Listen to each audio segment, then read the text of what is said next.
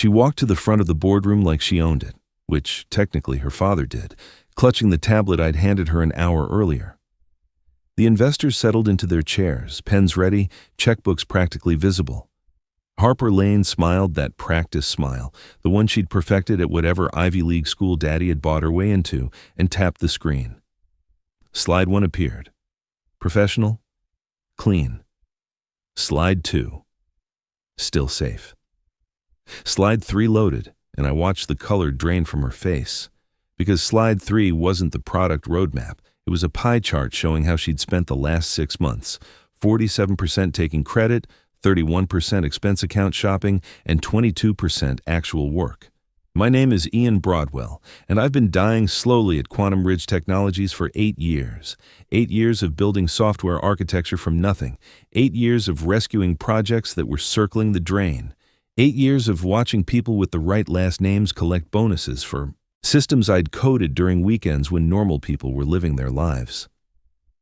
Then, Harper Lane joined the company. 26 years old, designer heels that cost more than my car payment, and a resume so thin you could read through it. Her father, Jeremy Lane, our CEO, introduced her at the Monday morning town hall with all the subtlety of a neon billboard. Harper brings fresh energy, Jeremy announced, hand on her shoulder like she was a prize he'd won.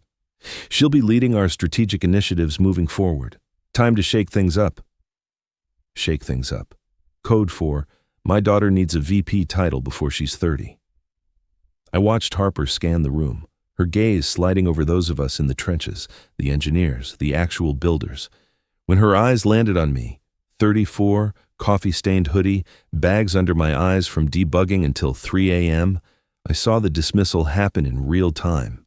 Background noise, expendable. I'm thrilled to collaborate, Harper said, though her tone suggested she'd never collaborated on anything harder than brunch reservations. Though I'll be frank, some of our processes are antiquated. We need innovation, not iteration. Innovation. The girl who'd been here 72 hours wanted to lecture us about innovation. My actual innovation, the cloud migration framework that had saved us $4 million annually, was apparently just iteration. The first project meeting under Harper's leadership felt like watching someone direct a play they'd never read. She arrived 20 minutes late, iced latte in hand, and immediately started throwing around terms like synergistic paradigms and disruptive verticals. I've analyzed our current development pipeline, she declared, which was impressive, considering she'd been employed for exactly 1 week. It's adequate, but we need bigger vision, bolder execution. Tom from DevOps, hired the same year as me, raised his hand. Our current deployment process handles 2,000 requests per second with 99.8% uptime. What specifically needs changing? That's precisely the issue, Harper interrupted, pointing at him like he'd made her argument. You're thinking small. Where's the revolution? Where's the disruption? I bit the inside of my cheek hard enough to taste blood. Disruption. From someone who probably couldn't write a single line of functional code. After the meeting, I found Tom staring at his monitor, jaw clenched. She called me a legacy thinker, he muttered, said I was anchored to outdated methodologies. Legacy thinker. Like we were obsolete components waiting for replacement. Over the following weeks, Harper's transformation crusade gained momentum. She scheduled blue sky sessions where she'd lecture us about thinking differently while proving she'd never thought deeply about anything. She brought in consultants charging obscene hourly rates to recommend things we'd already implemented. She created efficiency task forces that somehow made everything grind. Slower, but the real knife came when she started requesting our work, just for context, just to learn. Ian, she'd say, materializing at my desk like she'd teleported. Mind sharing that API integration you built last quarter? I want to understand your traditional approach. Traditional. Like I was using punch cards and vacuum tubes. I shared the files. What else could I do? She was the CEO's daughter, the golden child destined to revolutionize us into relevance, even if that relevance looked suspiciously like my work with her name attached. The explosion point arrived on a Wednesday. I'd spent 5 months building a machine learning platform for predictive analytics, nights, weekends, and the time normal people spend with families I didn't have. It was elegant, and powerful, the kind of system that doesn't come along often. Harper asked to review it for learning purposes. 10 days later, I saw my platform presented in her quarterly review deck. My architecture, my algorithms, my documentation. Every detail was identical except one. Everywhere my name had appeared, hers now lived. When I confronted her, she didn't even fake embarrassment. "It's about the company, Ian," she said, examining her manicured nails. "Individual attribution doesn't matter, results do." She leaned back in her chair, the ergonomic one her father had special ordered. "Besides, I'm the face of innovation here. It makes strategic sense for me to present our strongest work." Our strongest work. My work had evolved into our work. Soon it would be her work exclusively. That night, I sat in my apartment until 2 a.m., staring at my laptop screen. 8 years of dedication, and this was my reward. Watching nepotism incarnate, steal my future while calling me outdated. But somewhere around 3 a.m., the anger hardened into something sharper, colder. She wanted my work? Perfect. I'd give her exactly what she deserved. The investor presentation was Harper's coronation moment, her first major solo. Performance without daddy's safety net. 3 venture capital firms from Boston and Seattle, potentially worth $45 million in funding. The kind of deal that launches careers or ends them. Naturally, she needed assistance. "Ian," she cornered me at the break room on a Thursday morning, her perfume overwhelming the stale coffee. "I need your expertise on something." I stirred my coffee methodically, watching the cream swirl. 1, 2, 3. "The investor pitches next week. I want to absolutely dazzle them with our AI capabilities. Show them we're not just another tech company, you know? We're visionaries." Visionaries. She'd been here 2 months. "I'm thinking," she continued, not pausing for my input, "you could share that predictive analytics platform you've been developing. The one from your internal presentation. I'd like to study your methodology." Study. Like she'd studied my API integration before it mysteriously appeared in her innovative approaches to system architecture presentation. "That platform took 5 months to build," I said carefully. "It's based on proprietary algorithms I've refined over years." Right. Legacy work," she waved dismissively. "Look, I'm not asking you to hand it over. Just grant me access for reference. Team synergy and all that." Team synergy where I created and she collected credit. I smiled. 8 years had taught me how to make it look genuine. "Of course. I'll send the files this afternoon." Her face lit up like she'd won something. "Fantastic. See, Ian? This is how we evolve. Experienced wisdom meets fresh perspective. Experienced wisdom." I was 34, not retirement age. That night I stayed late. Nothing unusual. The office cleared by 7, leaving me alone with humming servers and crystallizing rage. I opened the platform, my masterpiece, 5 months of breakthrough engineering. Then I created a copy.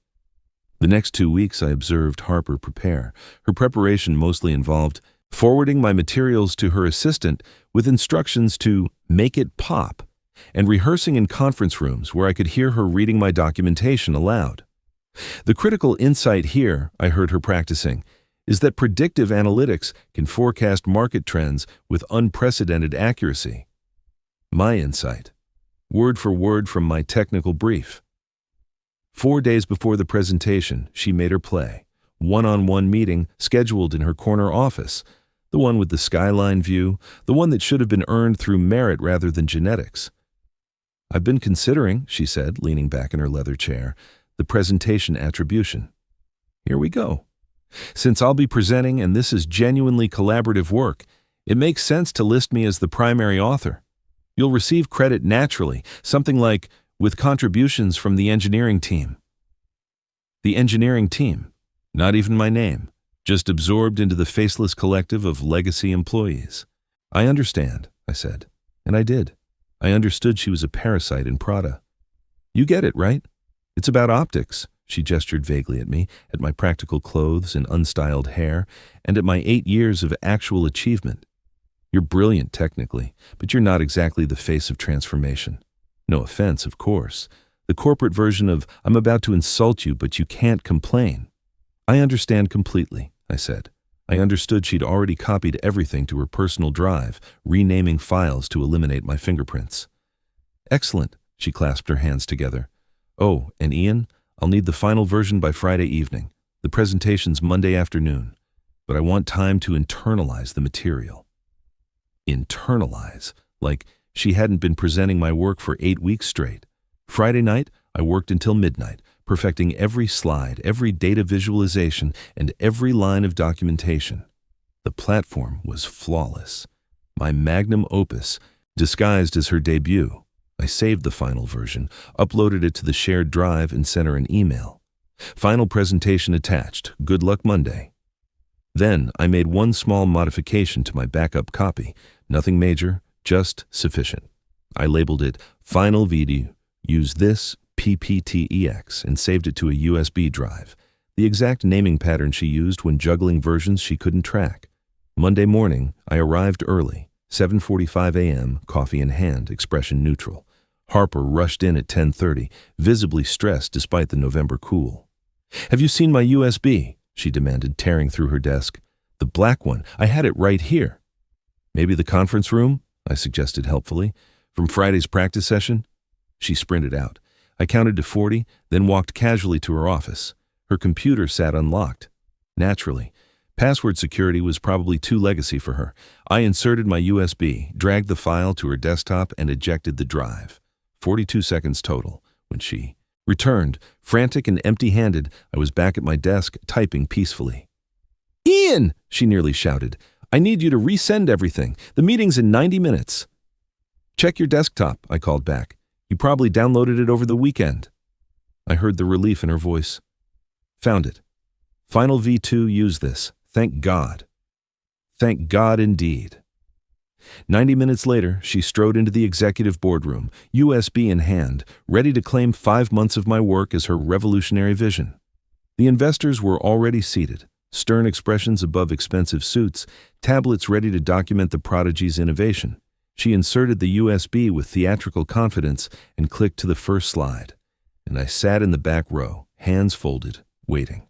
Revenge is an art form, and I'd spent 2 weeks perfecting my masterpiece.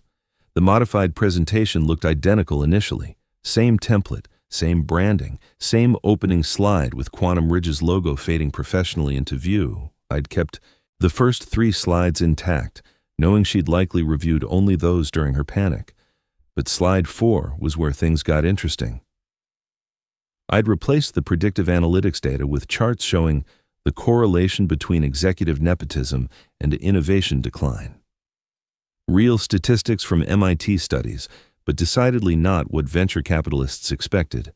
Slide 7 featured detailed analysis of legacy employee value retention, complete with case studies of companies that collapsed after replacing experienced staff with connected amateurs. I'd used Comic Sans for the headers. Subtle touches matter. The pièce de résistance was slide 11, an animated sequence of coding windows multiplying across the screen, accompanied by what I knew would be deeply inappropriate music for a boardroom. Yakety sax. Following that, full-screen text reading, "This platform was created by Ian Broadwell, presented without authorization by Harper Lane. All development logs are available upon request." But my favorite detail was smaller and meaner. Throughout the presentation, I'd embedded screenshots, emails where Harper requested to borrow my work, file properties showing creation dates with my username, and even security footage timestamps of me working late while building the platform.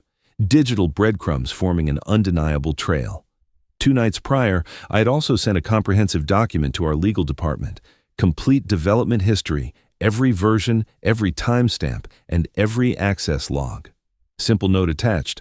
For your records regarding intellectual property ownership, I'd blind copied 2 board members who actually cared about corporate governance. Now, sitting in that back row, I felt like a composer waiting for the symphony to begin. Harper stood at the podium, radiating borrowed confidence. Jeremy Lane sat in the front row, beaming at his daughter. The investors, 2 from Boston, 1 from Seattle, maintained impassive expressions above their designer. Ties. "Ladies and gentlemen," Harper began, voice carrying that private school polish, "Quantum Ridge stands at the edge of transformation. What I'm about to show you isn't merely predictive analytics, it's the future of machine learning. My words, my opening, stolen verbatim from my original draft. She clicked to slide 1, professional, clean, perfect order. Slide 2, still safe, industry overview, market analysis. She relaxed visibly, finding rhythm. Slide 3, the last unmodified one. She was glowing now, gesturing confidently at projections she couldn't possibly understand. Then came slide 4. The graph materialized. Nepotistic hiring practices versus company performance, a longitudinal study. Harper's hand froze on the clicker. Someone coughed. Jeremy shifted uncomfortably. This isn't, Harper clicked frantically. Technical difficulties. Let me just... Slide 5 appeared. Case study. Theranos, WeWork, and the risks of unqualified leadership. The Boston investor. On the left, a woman named Victoria Cross, I'd learned, raised an eyebrow. Her colleague leaned forward, suddenly very attentive. Someone's tampered with, Harper's voice cracked. Click, slide 6, a pie chart showing time allocation analysis with Harper's calendar screenshots as evidence. 47% taking credit, 31% expense account usage, 22% actual work. Jeremy stood. Perhaps we should take a brief... No, Victoria said quietly. Continue, please. Harper clicked again, desperate now. Slide 7 bloomed across the screen in glorious Comic Sans. Why Legacy Employees Matter, a presentation stolen from Ian Broadwell. The temperature dropped noticeably. I can explain, Harper stammered. This is obviously... Click. The coding windows began their dance. Yakety sax filled the conference room with manic saxophone energy. Windows multiplied, tangled, and created beautiful chaos across the screen. The Seattle investor actually laughed, sharp, disbelieving. The music stopped. The final message appeared in stark black text. This platform was created by Ian Broadwell, presented without authorization by Harper Lane. All development logs are available upon request. The silence that followed was violent. Is this accurate? Victoria directed her question not to Harper, but to Jeremy. Your strategic initiatives director is presenting stolen work? There's been a misunderstanding, Jeremy began. The only misunderstanding, the Seattle investor interrupted, checking his tablet, is why we received documentation 3 days ago showing complete development history for this platform, attributed to Ian Broadwell, while your daughter claims authorship. My insurance policy, right on schedule. Harper's face cycled through shock, panic, and rage. He set me up. He gave me the wrong file. So you admit, Victoria's voice could freeze lava, you took his file, without attribution? I stood up in the back row, not dramatically, just a simple motion, like stretching. Every head turned. I have the correct presentation on my laptop, I said calmly. If you'd still like to see the actual predictive analytics platform.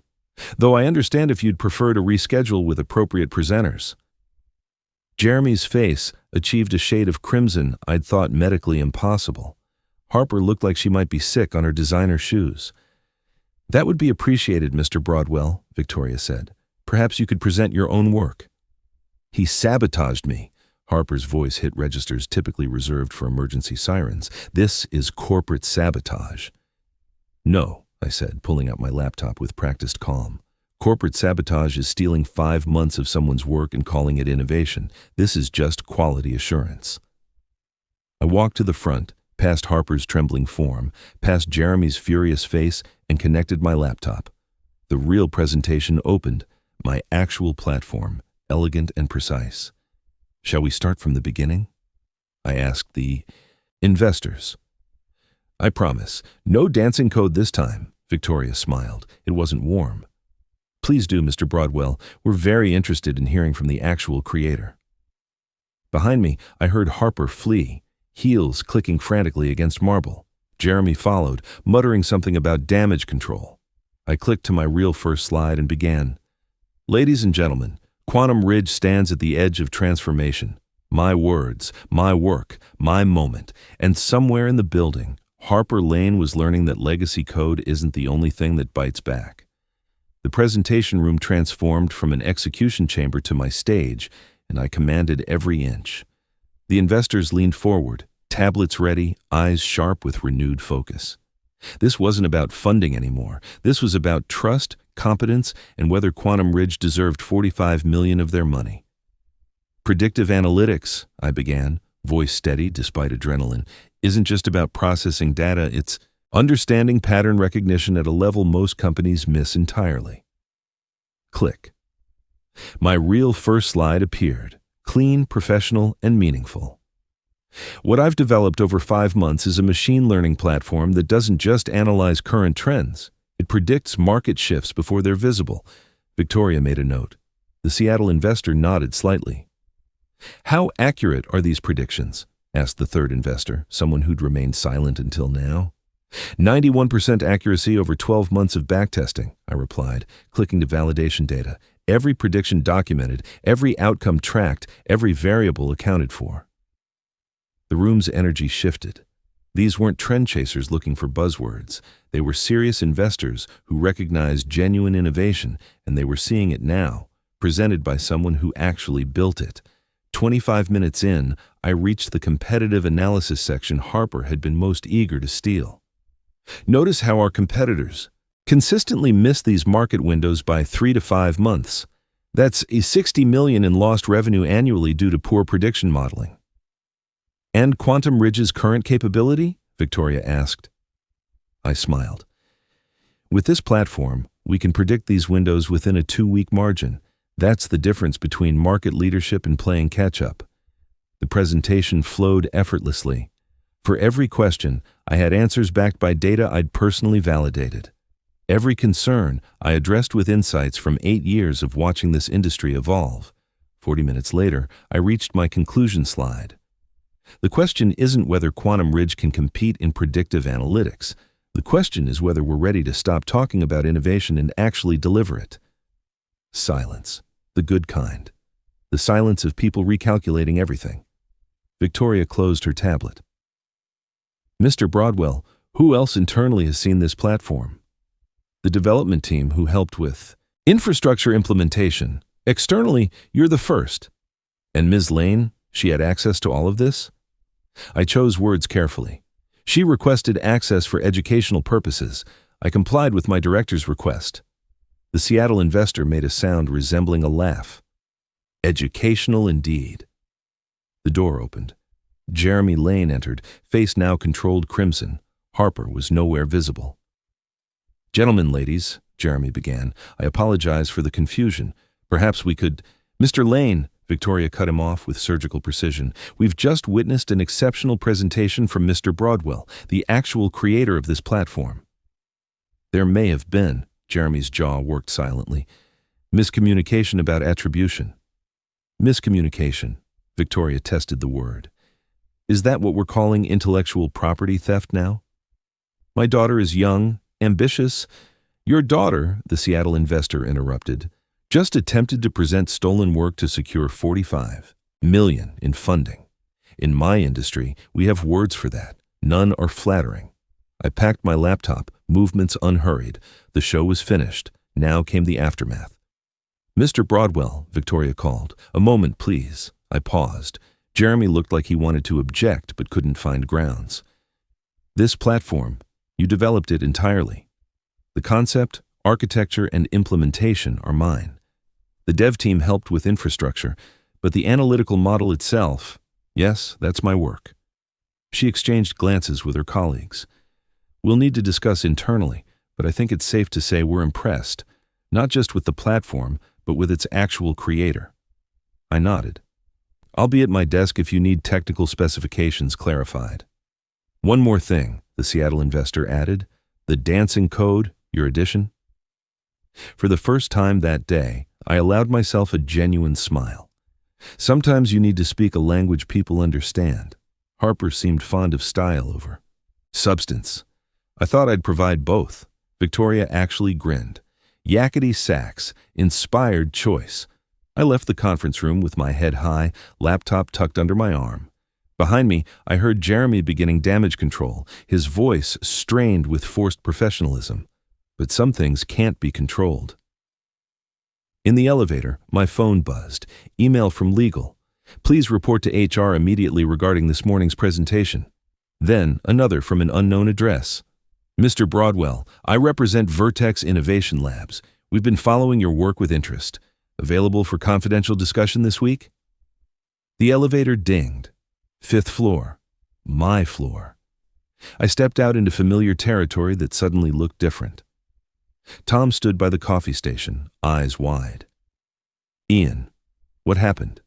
Harper came running through here like the building was on fire, and now security's in her office. She presented the wrong deck, I said simply. Happens to everyone eventually. But I heard, did. You really? I gave her exactly what she requested, Tom. Access to my work. She chose what to do with it. The floor was buzzing, heads appearing over cubicle walls. For 8 years I'd worked here, invisible, underestimated, watching my innovations exit with someone else's signature. Not anymore. My desk phone rang. Jeremy's extension on caller ID. I let it ring 4 times, 5, answered on the 6th. Ian, Jeremy's voice was carefully modulated. We need to discuss this morning's incident. Of course, I said, pulling up Vertex's email to read more carefully. I'll be in HR as requested, though you might want to check with legal first. I believe they have documentation you should review. Documentation? Development logs, email chains, access records, legacy systems creating paper trails, terribly outdated but surprisingly useful. The silence was deafening. I'll be in HR in 15 minutes, I continued. After I back up my personal files, company policy, naturally. I hung up before he could respond. Around me, gossip grew louder. Someone had pulled up security footage of Harper's exit. Someone else was sharing emails, piecing together months of theft happening in plain sight. The dancing code had done its job, but the real performance was just beginning. The HR conference room smelled like fear and potential lawsuits. Jeremy sat at the table's head, flanked by our HR director, Diane Foster, and someone I didn't recognize, outside counsel, judging by the suit that actually fit properly. Harper hunched in the corner like a scolded child, earlier bravado completely evaporated. Mr. Broadwell, Diane began, voice professionally neutral, we need to understand what occurred this morning. I placed my laptop bag on the table and sat. I provided Ms. Lane with the materials she requested. She presented them to our potential investors. You sabotaged me, Harper erupted, pointing accusingly. You deliberately gave me the wrong file. Did. I turned to Diane. Has anyone verified which file Harper actually presented? Because I have the email trail showing I sent her the correct presentation Friday at 11:47 p.m.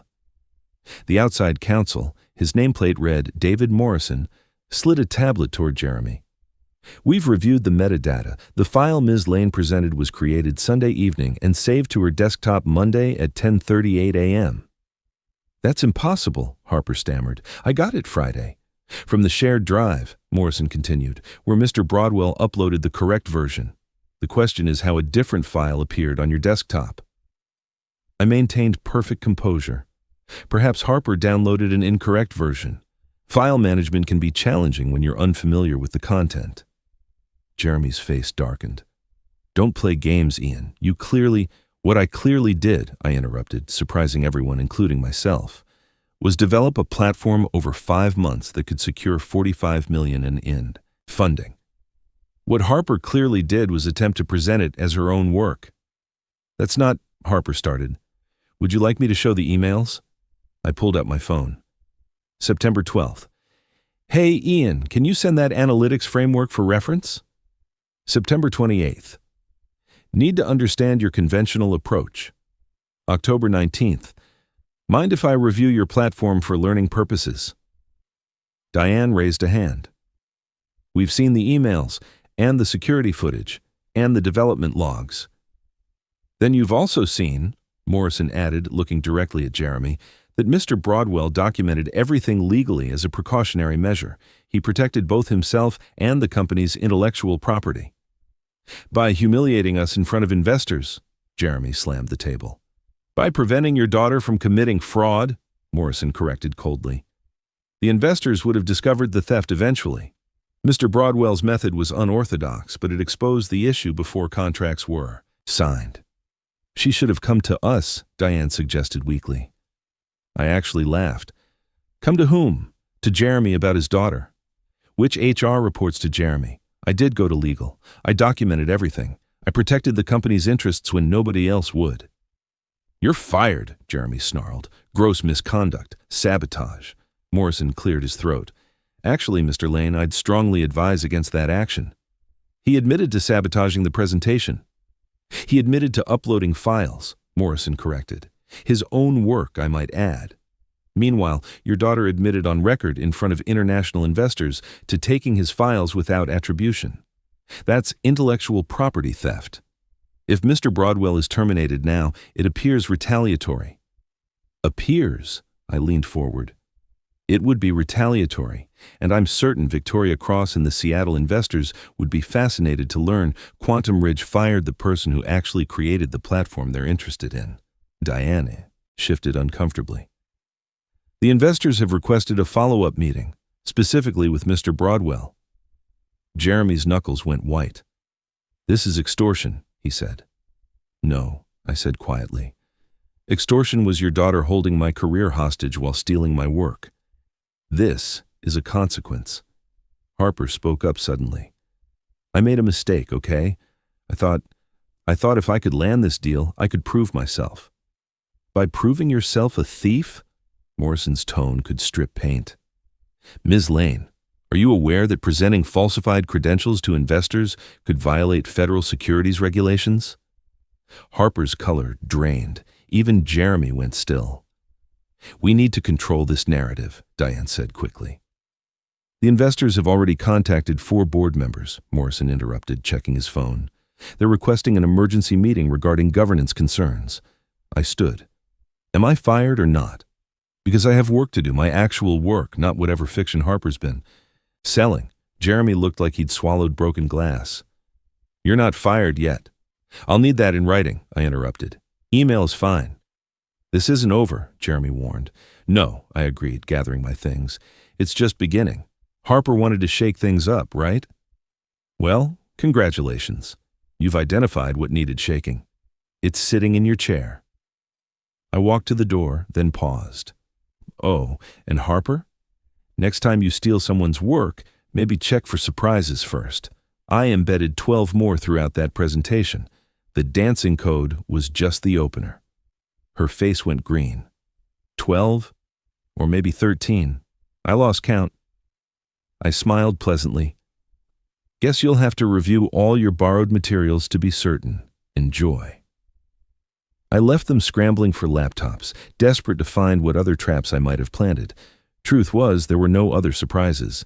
But they'd spend days, maybe weeks, paranoid about presenting anything, combing through everything Harper had touched. The elevator buzzed with whispers when I reached it. Word traveled at fiber optic speed in a building with open floor plans. By the time I reached my desk, Tom was waiting with coffee and a grin. Did you really make code dance to Yakety Sax? Allegedly, I said, accepting the coffee gratefully. In front of venture capitalists? The Boston and Seattle ones, apparently. He laughed, bright, genuine laughter that cut through 8 years of corporate oppression. You're a legend. My computer chimed. Email from Vertex Innovation Labs. Mr. Broadwell, we're even more interested now. How's Wednesday? Another from Victoria Cross. Mr. Broadwell, could we schedule a private discussion?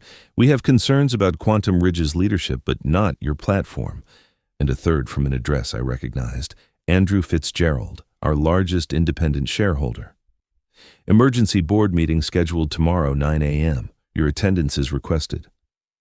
I sipped my coffee and watched the city. Through my window. Somewhere in this building, Harper was frantically searching for bombs I hadn't planted. Jeremy was probably screaming at lawyers. The board were circling like sharks scenting blood. And me? I was updating my LinkedIn profile. For 8 years, I'd been invisible. Turns out all it took was dancing code to be seen. Thank you so much for listening to my story. I'm curious. Where are you tuning in from? Drop a comment below and let me know what country or city you're listening from. I love connecting with listeners from around the world. If you enjoyed this tale of corporate justice and dancing code, Please subscribe to the channel and share your thoughts. Have you ever experienced something similar in your workplace? How did you handle it? Let's discuss in the comments below.